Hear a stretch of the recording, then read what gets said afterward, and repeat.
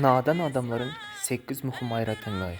Birincisi, özlerinde asla kemçilik görmeýärler. İkincisi, ähli zatın en doğrusunu bilýändiklerini pikir edýärler. En gülkünçli tarapy bolsa, hiç gözlek etmänem ähli zat barada en doğru maglumatlara iýedigine inanýarlar. Üçüncüsü, sypaý we mulayim adamlary gowşak hasaplaýarlar. Dördüncüsü, özlerinde bolmadan ahlak ve din barada sapak bermegi gatygyw görýärler. Beşincisi, başka adamların pikirlerini asla dinlemeýärler. Edil, diktator ýaly hereket edýärler.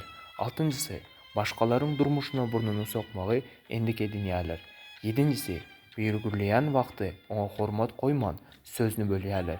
Sekizincisi, hiç zat barlamazdan adamları ýalňyş ýerden günäkerlemegi gowy görýärler we iň soňunda şeýle adamların kim bolandygyna garamazdan hiç zat düşündirmäge sinanyşman tiz uzaklaşyň.